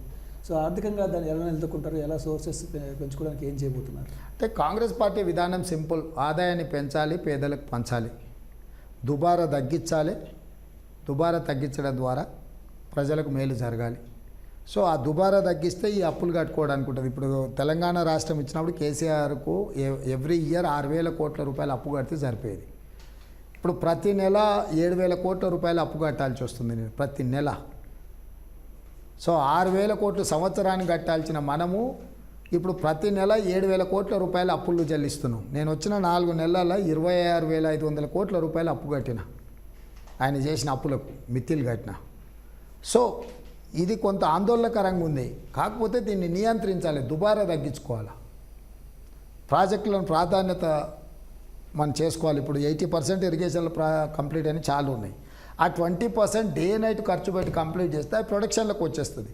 నెక్స్ట్ 60% అయిన వాటిని ప్రాధాన్యత, నెక్స్ట్ అట్లా 40%, ఇట్లా ఎవ్రీ 20%లో ఫస్ట్ హైయెస్ట్ కంప్లీట్ అయ్యి మినిమం అమౌంట్తో మ్యాక్సిమం బెనిఫిట్ ఏదైతున్నాయో వాటిని కంప్లీట్ చేసే దాని మీద పెట్టుకున్నా నేను. సో అట్లా ప్రాధాన్యతలు చేసి ఇప్పుడు అన్నిట్లలో సేమ్ ట్రీట్ చేస్తే 20% కంప్లీట్ అయిన దానికి 80% కంప్లీట్ అయిన రెండింటిని ఒకే రకంగా చూస్తే అది పెండింగే ఉంటుంది, ఇది పెండింగే ఉంటుంది. అందుకే 20% కంప్లీట్ అయిన దాన్ని విత్ ఇన్ ఏ ఇయర్లో 100% కంప్లీట్ చేయదలుచుకున్నాం. అట్లా నేను ప్రయారిటీస్ ఫిక్స్ చేసుకొని A category, B category, C category, D category కింద తీసుకొని కేటగారికల్గా వాటిని కంప్లీట్ చేసి జాతికి అంకితం చేసుకుంటూ పోతా. దాంతో ఏమైందంటే మనకు ఆర్థిక వెసులుబాటు వస్తుంది, ఆదాయం పెరగడం మొదలవుద్ది. సో గురుకులాల్లో చాలా సమస్యలు బయటకు వస్తున్నాయి ఇటీవల కాలంలో. అదేవిధంగా విద్యా సంవత్సరం కూడా నెల జూన్లో మళ్ళీ ప్రారంభం కాబోతుంది. సో కొత్త విద్యా సంవత్సరానికి ప్రభుత్వం ఎలా సమాయత్తం అవుతుంది, గురుకులాల సమస్యల పరిష్కారానికి ఏం చేయబోతున్నారు? డెఫినెట్గా ఇప్పుడు నేనేమంటున్నా అంటే గతంలో ఏ అధికారులను ఎవరు పనిచేయనియలే, అధికార యంత్రాంగాన్ని అంతా నిర్వీర్యం చేసింది. ఇప్పుడు అందుకే అధికారులను అప్రమత్తం చేయడమే కాకుండా కమిట్మెంట్తో పనిచేసే వాళ్ళకే బాధ్యతలు అప్పచెచ్చి పర్యవేక్షించుకుంటా, వాళ్ళని ప్రోత్సహించుకుంటా, మౌలిక వసతులు అభివృద్ధి చేసుకుంటా ముందుకు వెళ్తాం. విద్యకు అత్యంత ప్రాధాన్యత ఉంది. విద్యా వైద్యానికి నా ప్రభుత్వంలో మొదటి ప్రాధాన్యత ఉంటుంది. నిధుల కేటాయింపు విషయంలో కానీ, నిర్ణయాలు చేపట్టడంలో కానీ, ఈ రెండింటినీ అగ్రెసివ్గా డ్రైవ్ చేస్తాం. సో గత ప్రభుత్వము ప్రతి సెక్టార్ను చాలా హైప్లో చూపించింది పబ్లిక్కి. సో కాంగ్రెస్ ప్రభుత్వము హైప్ చేయడంలో, అక్కడ చేసుకోవడంలో, ప్రచారం చేసుకోవడంలో విఫలమైతే అది ప్రభుత్వ వైఫల్యంగా నేను అసలు ప్రచారం అనేది మన పనితనంతో కనిపిస్తుంది. ఆయనలాగా ఆర్భాట ప్రచారాలకు నేను ఎప్పుడూ కొంచెం దూరంగానే ఉంటాను. సో నేనేందనంటే నేను ఏం చేసినా అనేది చూడాలన్నా మినిమం ఒక 1 ఇయర్ తర్వాతనే మీకు కనిపిస్తుంది రియాలిటీ. వచ్చిన 100 రోజుల్లో వెల్ఫేర్గా అనిపిస్తుంది. డెవలప్మెంట్ అనేది మనం ఏది నిర్మించాలన్నా, ఏది కట్టాలన్నా దానికి కొంత సమయం పడుతుంది. హడావిడిగా చేస్తే కాళేశ్వరం అయినట్టు అవుతుంది. కట్టుడు సంగతి దేవుడు, కుప్పగూలింది ఎక్కువ చర్చ జరుగుతుంది. ఇప్పుడు కట్టుడు గురించి చర్చ లేదు, కూలిన దాని మీద చర్చ జరుగుతుంది. సో కూలిన వాటికి మనం ఉదాహరణ కాదలుచుకోలేదు, కట్టిన వాటికి ఉదాహరణ కాదలుచుకున్నాం. సో ఇరిగేషన్ తెలంగాణకు ఏకైక పెద్ద వనరు కాళేశ్వరం. సో ఈ ప్రస్తుతం ఆ ప్రాజెక్ట్ మొత్తం కూడా డ్యామేజ్ అయ్యింది అనుకోండి. సో నెక్స్ట్ వచ్చే ఖరీఫ్ కానీ రబీ కానీ నీళ్ళు ఏం చేయబోతున్నారు? అంటే ఖచ్చితంగా ఇప్పుడు మనకు మేజర్గా Krishna basin, Godavari basin. Krishna basin మీద ఉన్న ప్రాజెక్టులు మేజర్ది పాలమూరు రంగారెడ్డి. దానికి నీటి కేటాయింపులను తీసుకొని వాటిని పూర్తి చేసే ప్రయత్నం చేస్తాం. సరే గోదావరి మీద ఇప్పుడు తుమ్మిడియేటి దగ్గర కట్టాల్సిన దాన్ని కేసీఆర్ కట్టకుండా నిర్లక్ష్యం చేశాడు. మహారాష్ట్రతో సంప్రదింపులు మొదలుపెట్టినాము. అక్కడ ఒక 1800 ఎకరాల భూమిని తీసుకుంటే తుమ్మిడిఎట్టిలో 152 మీటర్స్ ఎత్తులో ప్రాజెక్టు కడితే అక్కడి నుంచే నీళ్లు నిల్వ చేసుకొని కిందికి కాలువల ద్వారా కానీ మెయింటెనెన్స్ తక్కువ ఖర్చుతో ఎక్కువ ఆయకట్టుకు నీళ్ళు ఇవ్వచ్చు. అది ఆదిలాబాద్ కావచ్చు, కింద ప్రాంతాలు కావచ్చు. ఆల్రెడీ కేసీఆర్ కట్టిన దాంట్లో కూలినవన్నీ, కుంగినవన్నీ, రిపేర్కి ఎన్ని ఉన్నాయి, ఉపయోగపడేటివి ఎన్ని ఉన్నాయి. కేసీఆర్ కట్టిండు కదా అని వాటిని గాలికి వదిలేయము, ప్రజలకు ఉపయోగిస్తాము. కేసీఆర్ ఏమనుకుంటే అన్నీ వదిలేస్తాము, వదిలేస్తే మొత్తం ఇల్లు నిండా మునుగుతారు అని కేసీఆర్ కలర్గా అంటారు. అట్లేం లేదు. కేసీఆర్ ఏమన్నా వాళ్ళ ఆస్తి అమ్మి వాళ్ళ తాతలు ముత్తాతలు ఇచ్చింది అమ్మి కడితేనేమో వేరే. ప్రజలు కట్టిన పన్నులతో కట్టిన వాటిని ప్రజలకు ఉపయోగపడేటి వేటినైనా దాన్ని ప్రాపర్గా ఉపయోగిస్తాం. ప్రజలకు గోదావరి జిల్లాలకు సంబంధించిన కాళేశ్వరాన్ని కూడా ఉపయోగంలోకి తీసుకొస్తాం. అందుకే వాటి మీద దాంట్లో ఏం అనుమానం అక్కర్లేదు. దాంట్లో పూర్తి స్థాయిలో అక్రమాలకు పాల్పడ్డారు కాబట్టి ఇరిగేషన్ మీద జ్యుడిషియల్ ఎంక్వైరీ ఇచ్చినాం, power purchase and power project construction మీద జ్యుడిషియల్ ఎంక్వైరీ ఇచ్చినాం, ధరణి మీద అఫీషియల్ కమిటీ వేసినాం, జరిగిన భూములను కొన్నిటిని అభయాంశలో పెట్టినాం. మీరు కూడా చూస్తున్నారు, అడ్డంగా అడ్డగోలుగా అక్రమంగా ఆక్రమించుకున్న వాటిని కానీ అనుమతులు ఇచ్చిన వాటిని కూడా అభయాంశలో పెట్టినాం. వీటన్నిటి మీద కూడా విజిలెన్స్ అండ్ ఎన్ఫోర్స్మెంట్ కానీ, ఏసీబీ కానీ ఇతర సంస్థలు విచారణ దశలో ఉన్నాయి, జ్యుడిషియల్ ఎంక్వైరీస్. ఇవన్నీ ఒక రిపోర్ట్స్ సబ్మిట్ చేసినాక నేను దాన్ని మొత్తం ఏ స్థాయిలో ఏ మోతాదులో జరిగిందో వాటి ఎగ్జాక్ట్ వాటి వివరాలు మీకు ఇస్తా. ఇప్పుడు నేనేమంటున్నా అంటే కేసీఆర్ అక్కసు వెళ్ళగలుగుతున్నాడు, విషం జిమ్ముతున్నాడు. తెలంగాణ ఇచ్చి సోనియా గాంధీ గారు ఆంధ్రప్రదేశ్లో పార్టీ చచ్చిపోయి కేంద్రంలో అధికారం కోల్పోయి ఇచ్చిన తెలంగాణ ఈరోజు తెలంగాణ ప్రథమ శత్రువు ఎట్లయితే అంటే తెలంగాణ ఇవ్వడం వల్ల మేము శత్రువు అయినమా, లేకపోతే మేము రైతు రుణమాఫీ చేసినందుకు శత్రులమైనమా, రైతులకు ఉచిత కరెంట్ ఇచ్చినందుకు శత్రులమైనమా, ఫీజు రియంబర్స్మెంట్ చేసినందుకు శత్రులమైనమా, రాజీవ్ ఆరోగ్యశ్రీ తీసుకొచ్చినందుకు శత్రులమైనమా, మైనారిటీ రిజర్వేషన్లు ఇచ్చినందుకు శత్రువులమైనమా, హైదరాబాద్ కృష్ణా జలాలు తెచ్చినందుకు శత్రువుమైనమా, గోదావరి జలాలు తెచ్చినందుకు శత్రువుమైనమా, మెట్రో రైలు నిర్మించినందుకు శత్రువుమైనమా, ఔటర్ రింగ్ రోడ్డు అంతర్జాతీయ ఎయిర్పోర్ట్ కట్టినందుకు తెలంగాణకు శత్రువులమైనమా. అంటే ఇన్ని చేసిన కాంగ్రెసే ప్రథమ శత్రువు అంటున్నాడు. అంటే కేసీఆర్ ఉద్దేశం కానీ కేసీఆర్ అవగాహన కానీ ఎట్లుందో మనం అందరం అర్థం చేసుకోవాల్సిన అవసరం ఉంది. అంటే ఇందులో ఏమంటారు కడుపు నొప్పి తప్ప, అధికారం కోల్పోయినామని ఆవేదన దుఃఖం తప్ప ఏముంది అందులో. 10 ఏళ్ళు ఆయన ఫెయిల్ అయ్యాడు, 10 ఏళ్ళు మోడీ ఫెయిల్ అయ్యాడు. మోడీని గద్దెదిగమనుకుంటా 400 రోజుల కింద వచ్చిన కాంగ్రెస్ని గద్దెదిగమంటుండే. అంటే ఆయన ఎవరి కోసం పనిచేస్తుంది దీన్ని బట్టి అర్థం చేసుకోరి. అంటే ఆయన విధానము 10 ఏళ్ళు సర్వనాశనం, దేశాన్ని సర్వనాశనం చేసింది. 1947 నుంచి 2014 వరకు 14 మంది ముఖ్యమంత్రులు చేసిన అప్పు 55 లక్షల కోట్లు. 2014 నుంచి 2023 వరకు నరేంద్ర మోడీ గారు చేసిన అప్పు 113 లక్షల కోట్లు. 67 ఏళ్ళలో చేసిన అప్పు కంటే 10 ఏళ్ళలో మోర్ దాన్ డబుల్ అప్పు చేసిండు. ఆయన గొప్పోడంట. ఆయన మళ్ళీ 3వ సారి ప్రధానమంత్రి కావాలంటే నేను మాత్రం 100 రోజుల్లోనే వచ్చిన నేను దిగిపోవాలంట. ఇది ఎవరు చెప్తున్నారు? 7 లక్షల కోట్ల అప్పు చేసిన చంద్రశేఖరరావు చెప్తున్నాడు.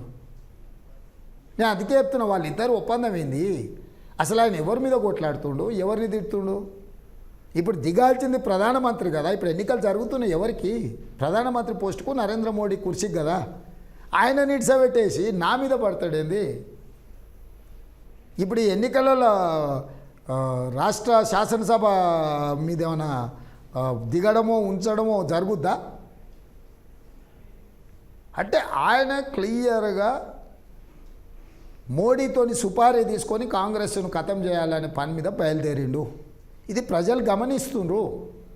100% తీసుకున్న నిలబెట్టిన అభ్యర్థులను చూడండి, ఎన్నికల ప్రచారాన్ని చూడండి. నిన్నగాక మొన్న మేడ్చల్ ఎమ్మెల్యే గారు ఈటెల రాజేందర్ గారితో ఏమాట్లాడు మీరు చూసిరు. వీళ్ళ అనుమతి లేకపోతే వారట్ట మాట్లాడితే షోకాజ్ నోటీస్ అని ఇవ్వాలి కదా.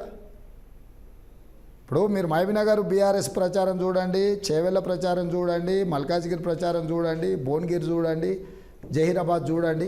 అసలు ఏ అభ్యర్థులను ఎక్కడ తీసుకుపోయి పెట్టిండ్రు? ఎవరు వాళ్ళు? వాళ్ళ పరిస్థితి ఏంది? వాళ్ళకి వీళ్ళు పార్టీ పరంగా ఏం మద్దతు ఇస్తున్నారు, ఏం సహాయం అందిస్తున్నారు వీళ్ళు ఎన్నికలలో? దీన్ని అంచనా వేసుకుంటే మీకు క్లారిటీ.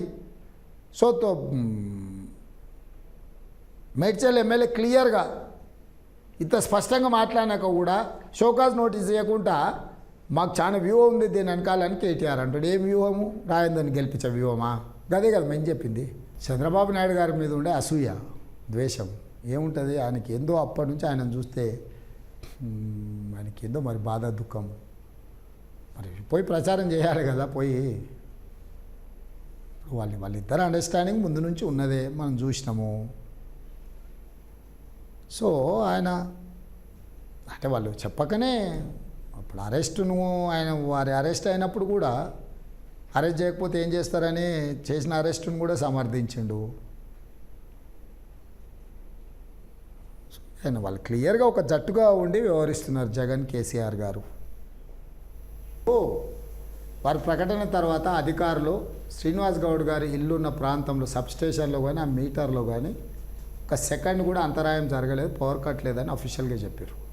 సంబంధిత శాఖ మంత్రి చెప్పారు. నేను కూడా మీడియా మిత్రులుగా మిమ్మల్ని అడుగుతున్నాను, మీరు వెళ్ళండి, ఎక్కడ పవర్ కట్ అయినా సబ్స్టేషన్లో రికార్డ్ అయింది. ఆ ఏరియా ఏ ఏరియా పోయింది ఆ ఏరియాలో కూడా రికార్డ్ అవుతుంది అఫీషియల్గా. ఇది ఎవరు దాచిపెట్టేది కాదు. మీటర్లో కూడా పవర్ పోయింది, పవర్ వచ్చింది అనేది తెలుస్తుంది. మీరు పోయి దాన్ని సమాచారంగా అనుకొని మీరు చెప్పండి ప్రజలకు. ఇంతకుముందు సూర్యాపేటలో కూడా ఆయన ప్రెస్ మీట్ పెట్టినాడు, మధ్యలో అంతరాయం వస్తే పవర్ కట్ అన్నాడు. అసలు పవర్ కనెక్షనే లేదు, ఆడ జనరేటర్ మీద పెట్టిన ప్రెస్ మీట్ ఆయన. అంటే కేసీఆర్ ఎట్లా దిగజారిండి అంటే ఏదైనా సరే నేను అబద్ధం చెప్తా, ప్రజలు అది నమ్మాలి అన్నట్టుగా ఉంది ఆయన వ్యవహారం.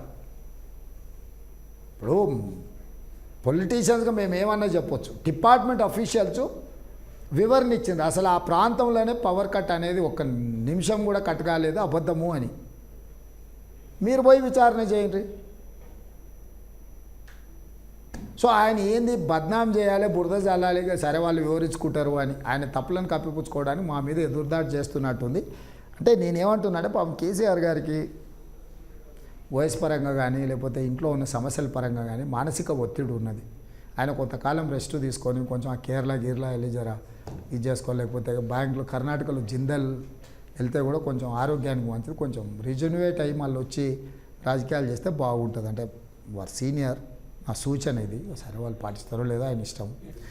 నేనేమంటున్నానంటే కేసీఆర్ 10 ఏళ్ళు ఉంది, ఎందుకు కట్టిపియలే? కట్టడానికి అనుమతి కూడా ఇవ్వలే. 2400 మెగావాట్ల ఎన్టీపీసీ కట్టడానికి కూడా అనుమతి ఇవ్వలేదు రాష్ట్ర ప్రభుత్వం. నేను వచ్చిన వెంబడే అనుమతి ఇచ్చి కట్టుకోమన్నా. ఇవాళ మొదలు పెట్టేది 2031కి వస్తుంది ఉత్పత్తి. ఆ రోజు 10 రూపాయలు అవుతుంది ఎన్టీపీసీతో ఈరోజు అగ్రిమెంట్ చేస్తే. ఈరోజు ఓపెన్ మార్కెట్లో సోలార్లో కానీ ఇతర దాంట్లలో 3 రూపాయల లోపలనే మనకు విద్యుత్ అందుబాటులో ఉంది. నేను ఎందుకు 2031లో వచ్చే విద్యుత్కు ఇప్పుడు 9-10 రూపాయలతో అగ్రిమెంట్ చేస్తే అది రాష్ట్రానికి తీరని నష్టం కాబట్టి నేను అగ్రిమెంట్ చేయలే. అప్పుడైనా కొనుక్కోవచ్చు, వాళ్ళు ఓపెన్ యాక్సెస్లో ఎవరికైనా అమ్ముకుంటారు. ప్రాజెక్టు నిర్మించిన తర్వాత విద్యుత్ ఉత్పత్తి అవుతుంటే ఎన్నడైనా వాడుకోవచ్చు. నేను ఈరోజు ఇంత అడ్వాన్స్గా వాళ్ళతో అగ్రిమెంట్ చేయాల్సిన పని లేదు. ఆ రోజు కూడా ఓపెన్ మార్కెట్లో వాళ్ళతోనే నేను కొనుక్కోవచ్చు. కేసీఆర్కి ఇవన్నీ తెలుసు. ఆయన ఏదో మేధావి అయినట్టు మేము అందరం ఏదో బుర్రలేని వాళ్ళం అన్నట్టు చెప్పడానికి ఆయన తాపత్రయపడుతుంటాడు. 80,000 పుస్తకాలు చదివిన ఆయన ఆలోచనతోటి వచ్చిన ఆంధ్రప్రదేశ్ కూడా పోయి ఎన్నికల ప్రచారం చేసి వచ్చిన. ఇప్పుడు ఇంకా ఏఐసీసీ నుంచి 13 వరకు మన రాష్ట్రంలోనే ప్రచారం ఉంది.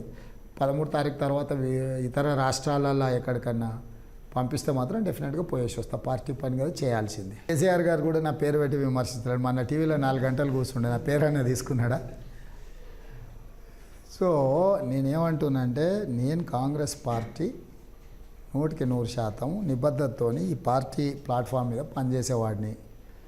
ఎవరికి వాళ్ళు కోరికలు ఉండొచ్చు, ఈయన వస్తే బాగుంటుంది, ఆయన వస్తే బాగుంటుంది అని. అది వాళ్ళ కోరికలు. కొంతమంది అసూయ, అరే చూస్తుంటేనే తెలంగాణ రాష్ట్రానికి ముఖ్యమంత్రి అయిపోయాడు, మనం కాకపోతుమే అని కొంతమందికి ఉంటుంది. కాబట్టి ఇట్లాంటివి అర్థం పర్థం లేనివి అసందర్భంగా వాళ్ళు చేసే మాటలకు ఏం విలువ కూడా ఉండదు. ఆయన ప్రధానమంత్రి, నేను ముఖ్యమంత్రి. మేము అధికారిక కార్యక్రమంలో పాల్గొన్నప్పుడు మేము ఆయన శత్రువులమా? నా రాష్ట్రానికి కావాల్సింది నేను చెప్పిన, ఆయన ఇవ్వగలిగింది ఇస్తాడు, ఇవ్వకపోతే కొట్లాడడానికి నాకు ఎట్లయినా మార్గం ఉంటుంది. ఇప్పుడు ఎన్నికల ప్రణాళికలో భాగంగా మా పార్టీ వేదికల మీద మాట్లాడుతున్నా. ఎక్కడైనా బీజేపీని విమర్శించకుండా మనం ఊరుకుంటున్నామా? వాళ్ళ తప్పిదాలను లేవనెత్తకుంటే ఎప్పుడైనా వదిలేసినామా? ఇప్పుడు రిజర్వేషన్లు రద్దు చేస్తారన్న ఆరోపణ ఎవరి మీద చేస్తున్నా? బీజేపీ మీదనే కదా. సో ఇవన్నీ నేను నా ప్రభుత్వం రెఫరెండం కింద నేను ఎన్నికలకు వస్తున్నా అంటే దీని మీద మాట్లాడుకుంటే ఏదేదో మాట్లాడుకొచ్చి ఏదో కాంగ్రెస్కు నష్టం చేకూరుద్దామని ఏదైతే వీళ్ళ విఫల ప్రయత్నం ఏదైతే ఉందో దానివల్ల ఏం ప్రయోజనం ఉండదు. ఇప్పుడు ఈ లోక్సభ ఎన్నికల్లో తెలంగాణ వాళ్ళకు మీరు చేసే మెయిన్ అప్పీల్ ఏంటి? నేను రెఫరెండం ఆగస్టు 15 లోపల నేను రుణమాఫీ చేస్తా, నేను 5 గ్యారెంటీలు అమలు చేసిన, ఇన్ని ఉద్యోగాలు ఇచ్చిన, ఇన్ని నిర్ణయాలు తీసుకున్నాను, మా పరిపాలన మీద మీ రెఫరెండం కింద మాకు ఓట్లు వేయండి అనేది మొదటిది. రెండవది ఎస్సీ ఎస్టీ బీసీ ఓబీసీ రిజర్వేషన్లను కొనసాగించడమే కాకుండా వాటిని పెంచడానికి మేము ప్రయత్నం చేస్తున్నాం. రిజర్వేషన్లు కొనసాగాలి, వాటిని పెంచాలంటే కాంగ్రెస్కి ఓటేయండి. ఎస్సీ ఎస్టీ బీసీ ఓబీసీ రిజర్వేషన్లు రద్దు కావాలంటే బీజేపీకి ఓటేయండి. బీజేపీకి ఓటేస్తే రిజర్వేషన్లు రద్దు అవ్వడం ఖాయం. రాష్ట్రానికి వచ్చినప్పుడు సంక్షేమము అభివృద్ధి, దేశానికి వచ్చినప్పుడు రిజర్వేషన్లు ఉంచాలన్నా రిజర్వేషన్లు తొలగించాలన్నా, ఈ ప్రాతిపదికన మా ప్రచారం ఉంటుంది. ఇదే ప్రజలకు వివరించి చెప్తాం. ఎక్కడైనా కొనసాగుతున్న ప్రభుత్వాలకు వ్యతిరేకత ఉన్నది. ఎందుకంటే వాళ్ళు చెప్పిన మాట నిలబెట్టుకోకపోవడం వల్ల ఒక వాతావరణం ఉన్నది. మేము ఇప్పుడు కాంగ్రెస్ పార్టీ షర్మిల గారి నాయకత్వంలో మేము అక్కడ ఇన్నింగ్స్ ప్రారంభించినాం. మేము కాంగ్రెస్ పార్టీని ఎన్ని సీట్లు గెలిపించుకోగలుగుతాం, షర్మిల గారు ప్రశ్నించే గొంతుగా ప్రజా సమస్యల మీద ఎట్లా కొట్లాడుతుంది, ఆమెకు ఎట్లాగా మద్దతుగా నిలబడాలి పక్క రాష్ట్ర ముఖ్యమంత్రిగా, కాంగ్రెస్ పార్టీ అధ్యక్షుడిగా అనేది నా ప్రణాళిక. సో మేము కాంగ్రెస్ పార్టీకి పూర్వ వైభవం తీసుకురావడానికే ఆంధ్రప్రదేశ్లో మా రాజకీయ ప్రణాళిక, మా వ్యూహం ఉన్నది. ఈసారి అన్ని సీట్లలో ఎన్నికల బరిలో పోటీకి దిగినాము. కాబట్టి మా దృష్టి అంతా కాంగ్రెస్కు అనుకూలమైన వాతావరణం సృష్టించడం మీదనే మా దృష్టి ఎక్కువ కేంద్రీకృతమై ఉన్నది. ఈ పిసిసి ప్రెసిడెంట్ షర్మిల కట్టుకున్న చీరల గురించి కూడా జగన్ మాట్లాడారు. ఇక ఆయన విజ్ఞత అది. మనము అంటే మన సొంత సోదరిమని అనే కాదు, ఇతర ఆడపిల్లల గురించి మనం మాట్లాడేటప్పుడు నాయకులం జాగ్రత్తగా మాట్లాడితే మంచిది. ఇది నా సూచన.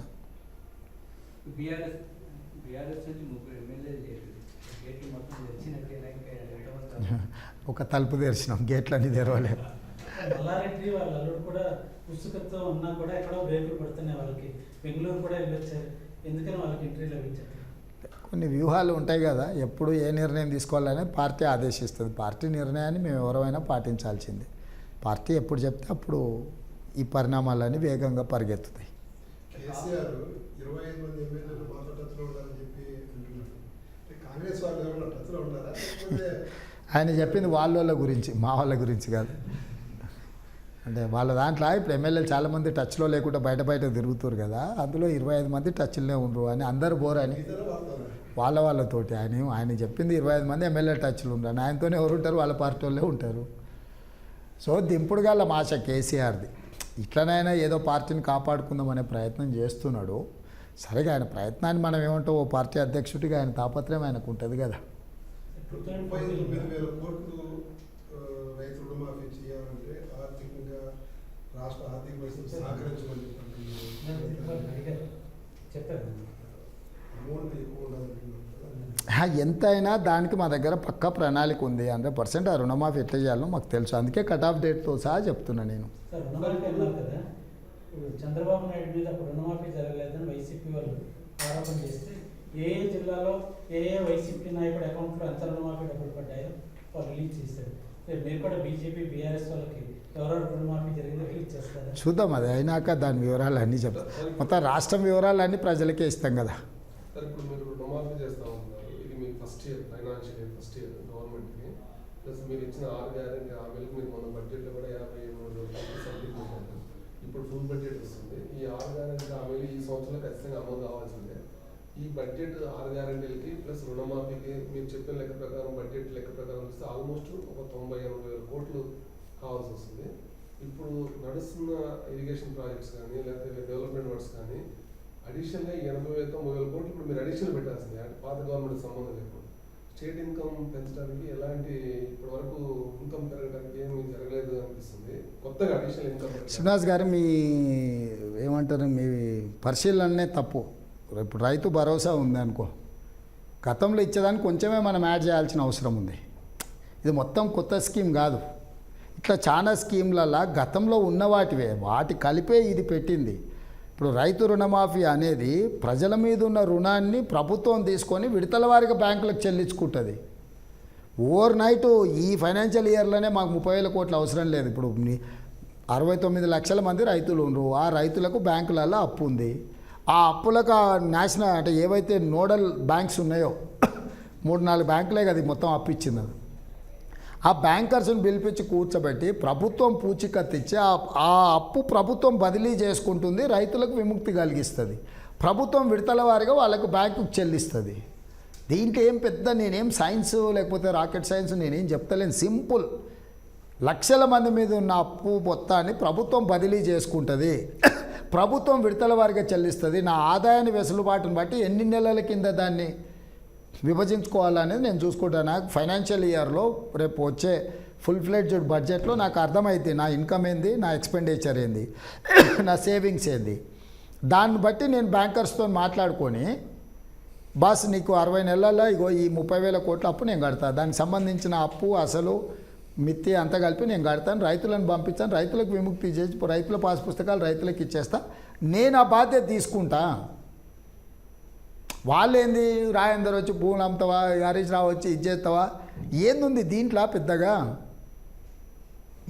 మీ అందరి మీద ఉన్న అప్పు అంతా నేను ఒక్కరిని తీసుకొని మిమ్మల్ని విముక్తి కలిగిస్తున్నా. నేను నా ఆదాయాన్ని విడతల వారిగా బ్యాంకు కట్టుకుంటా. దీంట్లో నేనేం పెద్ద సైన్స్ ఏం కనిపెట్టలేదు. ఏం పెద్ద కొత్త సైన్స్ కొత్త ఇదేం కనిపెట్టాలి. ఇప్పుడు కేసీఆర్ కాళేశ్వరం కోసం 1,00,000 కోట్లు అప్పు చేసిండు, పాలమూరు రంగారెడ్డి ఎత్తివేతల కోసం 50,000 కోట్లు అప్పు చేసిండు, మిషన్ భగీరథకు ఒక 50,000 కోట్లు అప్పు చేసిండు. నేను ఫార్మర్స్ వెల్ఫేర్ కార్పొరేషన్ అని ఒకటి పెట్టి దీనికి ఆదాయాన్ని చూపించి ఆ ఫార్మర్స్ వెల్ఫేర్ కార్పొరేషన్ మీద ఈ 30,000 కోట్ల అప్పును బదిలీ చేసుకుంటా. ఈ కార్పొరేషన్కు వివిధ రూపాలలో ఆదాయాన్ని క్రియేట్ చేస్తా. ఈ ఆదాయంతోనే అప్పు కడతా. సింపుల్. దీంట్లో ఏం పెద్దగా బ్యాంకర్స్తో నెగోషియేట్ చేసి బ్యాంకర్స్తో ఒప్పందాలు చేసుకోవడానికి ఎంత సమయం పడుతుందో, ఎన్ని ఖాతాలు ఉన్నాయి, ఆ ఖాతాలలో ఉన్న అప్పు ఎంత, ఆ అప్పునంతా ఒక్క దగ్గరికి పట్టుకొచ్చి ఆయా బ్యాంకులు బేరసారాలు చేసి కార్పొరేషన్ క్రియేట్ చేసి కార్పొరేషన్తో ఒప్పందాలు చేసేసి ఈ కార్పొరేషన్ మీద అప్పు బదిలీ చేసుకొని ఆ రైతులను ఇంటికి పంపిస్తాం, అయ్యా నీ పాస్ పుస్తకం నువ్వు తీసుకొని వెళ్ళిపో అని. ఇదంతా ప్రాసెస్ చేయడానికి ఒక పీరియడ్ అవసరం. అంటే బ్యాంకర్స్ని పిలవడం, బ్యాంకర్స్ మాట్లాడడం, బ్యాంకర్స్తో ఒప్పందాలు చేసుకోవడం, దీనికి కొంత సమయం పడుతుంది. ఆ సమయము జూన్ 4కు ఎలక్షన్ కూడా అయిపోయిన తర్వాత 15 ఆగస్టు లోపల ఇవన్నిటిని చూసుకొని చెల్లిస్తా. దీంట్లో అంటే వాళ్ళు ఏందనంటే అరే అమ్మ గీ ఐడియా మేము చేయకపోతే గీ మాత్రం మేము చేస్తే ఏదన్నా అవుతుండేనేమో. ఇప్పుడు ల్యాక్ ఆఫ్ అటెన్షన్, మన ప్రాధాన్యత, నేను ఇది ప్రాధాన్యత అనుకుంటున్నా, ఈ ప్రాధాన్యతను నేను అడ్రస్ చేస్తా. నా ఇప్పుడు ఆల్రెడీ ఎగ్జిస్టింగ్ అప్పులకు వాళ్ళకున్న ఇన్కమ్కు సరిపోయింది. ఇప్పుడు ఇన్కమ్ పెరిగింది నాకు ఇయర్ ఎవ్రీ ఫైనాన్షియల్ ఇయర్లో 10 to 12% ఇన్కమ్ పెరుగుతుంది, ఒప్పుకుంటావు కదా. ఈ 10 to 12% పెరిగిన ఇన్కమ్ని నువ్వు ఎట్లా ఖర్చు పెట్టాలో నువ్వు ప్రణాళిక చేసుకోవాలా. ప్లస్ నేను జిఎస్టీలో కానీ వ్యాట్లో కానీ ఇతర మార్గాలలో వీళ్ళు అడ్డగోలుతనంతో కొంత రావాల్సిన ఇన్కమ్ కూడా రాకుండా పోయింది. నేను ఆ లీకేజ్లు అన్నిటిని కూడా ఆపుకుంటూ వచ్చిన. నాకు ఆల్రెడీ పర్ మంత్ 500-600 కోట్లు ఇంక్రీజ్ అయ్యింది లాస్ట్ 3 monthsలో. ఇప్పుడు 30,000 కోట్లు వేసుకుందాం శ్రీనివాస్ గారు, 60 నెలల ఇన్స్టాల్మెంట్ చేసుకుంటే నెలకి ఎంత కావాలి? 500 కోట్లు కదా, మిత్తి కలిపితే ఇంకొక 100, అంతేనా? ఎవ్రీ మంత్ 600 కోట్లు నేను బ్యాంకుకి చెల్లిస్తే ప్రాబ్లం సాల్వ్ అయింది కదా. నాకు ఇప్పుడు ఉన్న ఎగ్జిస్టింగ్ కేసీఆర్ చేసిన అప్పులకు ఆదాయానికి అంత సరిపోయింది. నేను ఎవ్రీ మంత్ ఇప్పుడు ఆల్రెడీ 500 కోట్లు జిఎస్టీలో వ్యాట్లో నేను ఇంక్రీజ్ చేసుకున్నా. నాకు వచ్చే ఆదాయం ఇంకో దగ్గర ఖర్చు పెట్టాను మిత్రమా. నేను ఈ రైతు రుణమాఫీకే ఖర్చు పెడతా. నేను నా లాజిక్ అర్థమైంది కదా. ఎవ్రీ మంత్ నేను 600 crores నేను ఇంక్రీజ్ చేసుకోగలిగితే ఆ లోను నేను తెచ్చుకొని ఈ ఎవ్రీ మంత్ 600 కోట్ల రూపాయలు ఈ బ్యాంకులకు కడితే చాలు, నాకు రైతు రుణమాఫీ అయిపోద్ది. నాకు రైతు రుణమాఫీ కోసం మీరు అనుకుంటున్నట్టు చార్మినారు ఇవన్నీ అమ్మాల్సిన అవసరం లేదు. రాజేందర్ గారు 600 వాడుతున్నట్టున్నాడు, అమ్మ చార్మినార్ అమ్మేస్తాడు ఎట్లా రేపటి నుంచి అని. సింపుల్ నరసింహారెడ్డి గారు, ఇప్పుడు నేను పాలమూరు రంగారెడ్డి ఎత్తిపోతల కార్పొరేషన్ చేసిండా, lift irrigation corporation, Kaleshwaram corporation create చేసిండా, మిషన్ భగీరథ కార్పొరేషన్ క్రియేట్ చేసిండా, ఇట్లా చాలా కార్పొరేషన్ చేసి కేసీఆర్ అప్పులు తెప్పిండా. రోడ్ డెవలప్మెంట్ కార్పొరేషన్ అని తెచ్చిండా రోడ్లు వేయడానికని, medical and health corporation create చేసి డబ్బులు తెచ్చిండు అప్పు. ఇంతే కదా కేసీఆర్ చేసింది. నేనేమంటున్నా అంటే farmers welfare and development corporation ఒక కార్పొరేషన్ క్రియేట్ చేస్తా.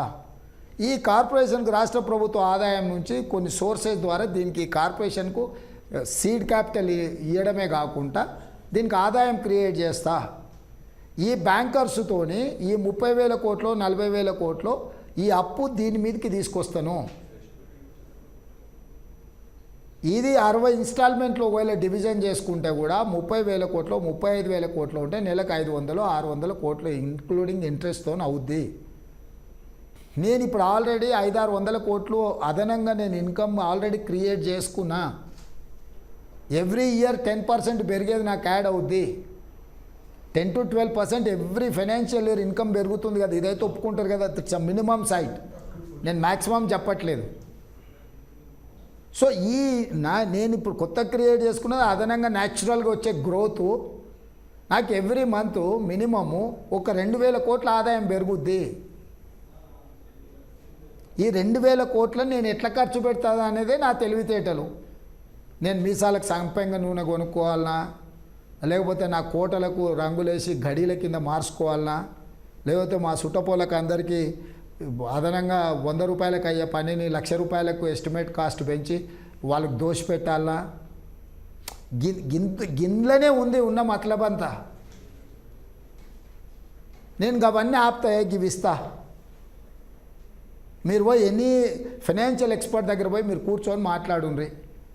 నేను ఒక కార్పొరేషన్ క్రియేట్ చేసి కార్పొరేట్కు ఇన్కమ్ క్రియేట్ చేసి ఎఫ్ఆర్పిఎం పరిధిలోనే లోన్ తీసుకుంటే ఎఫ్ఆర్పిఎం కూడా ఇన్కమ్ పెరిగినా కొద్దీ లోన్ కెపాసిటీస్ పెరుగుతాయి కదా, లోనింగ్ ఇది. అంటే నేను ఏది కానిది అబద్ధాలు నేను చెప్పడం లేదు, సాధ్యమయ్యేది నేను ప్రాధాన్యత మార్చుకుంటా అని చెప్తున్నా. Okay, thank you.